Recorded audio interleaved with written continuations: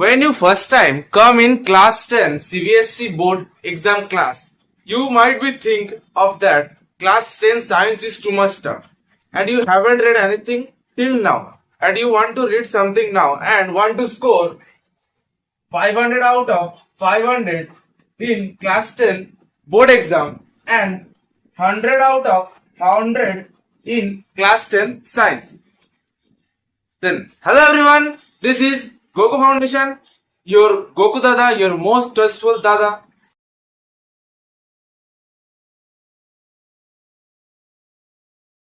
That you can trust.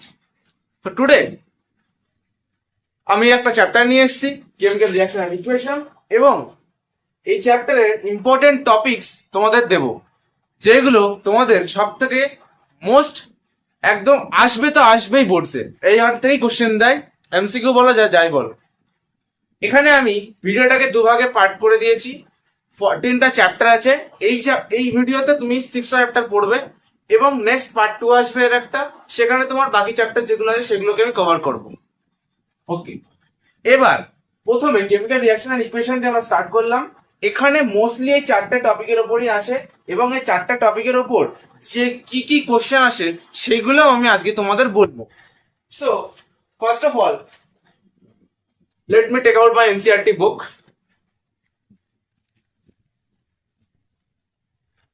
And here, chemical reaction and equation, mainly balancing questions come. Balancing means you sometimes see some equation is given as like Zn plus H2SO4 or ZnSO4 plus H2. There are two types of balancing. You have read the NCERT book and I will make one balancing video. Wait, after Puja it will come. And all of you happy Durga Puja. And here also you can see sometimes it is written that Fe H2O or like this type of equation you have to balance that Fe plus H2O Fe3O4 plus H2. This type of equation sometimes it is given and you have to balance that. And secondly, the types of reaction and example means that decomposition reactions and types of chemical reaction, combination reaction, and also decomposition reaction. And most important, I will tell in the last. Please watch this video full. And displacement reaction also, double displacement reaction. These are the reaction. Mainly this type of question comes, and I will tell you in the last which from this chapter which type of question will come.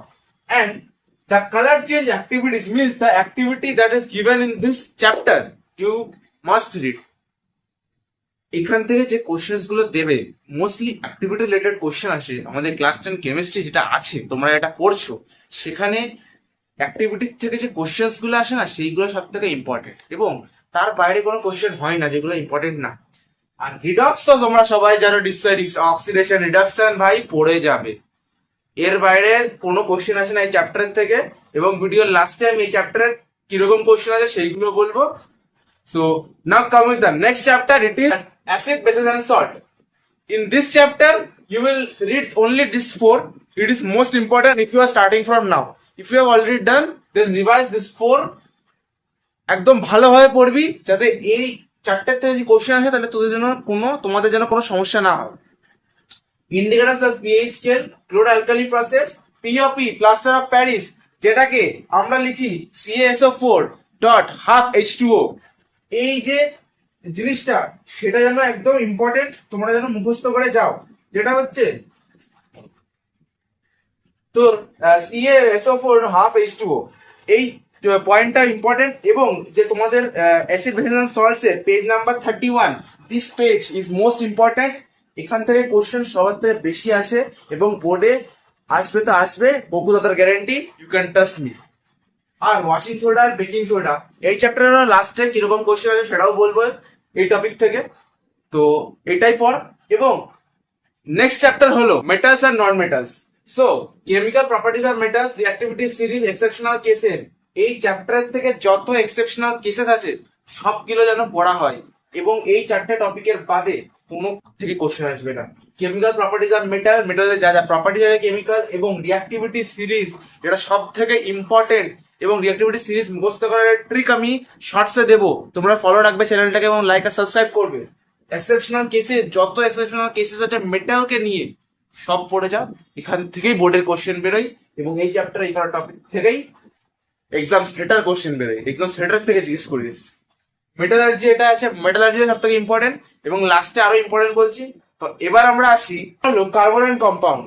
Carbon and compounds এর সব থেকে important topic এবং most expected topic that will come in year 2026 board exam is this IUPAC, naming, electron dot structure, homologous series, important reaction and working of so basically diagram. It is most important.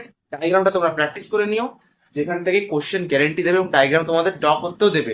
আচ্ছা, এবার তোমরা NCERT বইটা নাও। NCERT বই যে এই টেবিলটা আছে, এখানে যেমন লেখা আছে acetic acid, chloroform, ethanol, methane, এই কটা জিনিস তোমরা পড়ে যাবে। আর হচ্ছে তোমাদের যে চ্যাপ্টারের মধ্যে একটা টেবিল আছে, দেখবে পেজ নাম্বার 64 বা 65 হবে। এখানে দেখো লেখা আছে মিথেনের, ইথেনের, প্রোপেন, বিউটেন, পেন্টেন, হেক্সেন, এগুলো বানানো শিখে নেবে। এটা সব থেকে ইম্পর্টেন্ট এবং মোস্ট ইম্পর্টেন্ট যদি আমি এখান থেকে বলি তাহলে ইলেকট্রন ডট স্ট্রাকচার আর আইইউপিএসি নেমিং, এই দুটোই সব থেকে মোস্ট ইম্পর্টেন্ট থাকে, এর বাইরে কিছু আসে না। এবং কোশ্চেন কি কি আসবে সেটা ভিডিওর লাস্টে তোমরা জানতে পারবে, তো ভিডিওটা পুরো করে দেখো। এরপরে আমরা আসি হলো লাইভ প্রসেস। লাইভ প্রসেস যেটা আমাদের বায়োলজিতে লঞ্চ করলাম, এবার আমরা direct launch from moon in biology. ইয়ে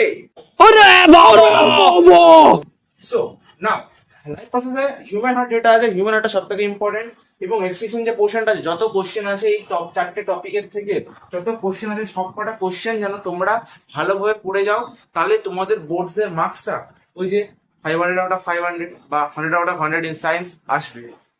এক্সক্রিশন, হিউম্যান হার্ট, রেসপিরেশন আর নিউট্রিশন, এই যে চারটে টপিক, এই চারটে টপিক সব থেকে ইম্পর্টেন্ট। এর ব্যাপারে তুমি চ্যাট জিপিটি বা জেমিনাই যেখানে ইচ্ছে যাও সার্চ করো, সব থেকে মোস্ট ভালো কোশ্চেন এখান থেকেই দেয়, এক্সামিনার একদম বলেছে। এরপরে আসি now is control and coordination. It is most important chapter of class 10 biology. Most of the question come from this chapter. In here we will see only 4 topics. Neuron topic is most important. Reflex are মোটামুটি important. Hormone টপিকটা সব থেকে বেশি important থাকে, hormone related যত question আছে সব কটা তোমরা যেন পড়ে যাও। এবং ফাংশন অফ ব্রেন, এই টপিকটা ডায়াগ্রাম ব্রেনের কোশ্চেন আসে ক্লাস 10 বোর্ডসে। আমি গোপু দাদা বলছি, ইউ ক্যান ট্রাস্ট মি, এই চারটা টপিকের বাইরে কোনো কোশ্চেন দেবে না এই চ্যাপ্টার থেকে, এটা আমার বিশ্বাস। এবার আমরা চলে আসি chemical reaction equation, acid base and salt, metal আর non metal, carbon compound, live process আর কন্ট্রোল কোঅর্ডিনেশন থেকে যে ইম্পর্টেন্ট টপিকগুলো তোমাদের বলেছি এবং আমি তোমাকে প্রমিস করেছিলাম কোন টপিক থেকে কিরকম কোশ্চেন আছে সেটা বলবো এবং সব থেকে ইম্পর্টেন্ট বলবো। তো কেমিক্যাল রিঅ্যাকশন আর ইকুয়েশন, আমি এদিকে তাকাচ্ছি, তোমরা কিছু মনে করো না, কারণ আমার এদিকে সব লেখা আছে, এইগুলো দেখে আমি বলি, অত সম্ভব না, তো ওই জন্য।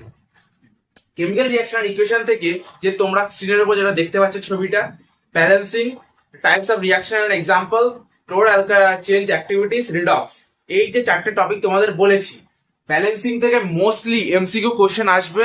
এবং আমি যখন বোর্ড দিয়েছিলাম দুটো ব্যালেন্সিং থেকে কোশ্চেন দিয়েছিলাম এবং দুটো করেই দেয়, খুব যে 1 মার্কসের থাকবে।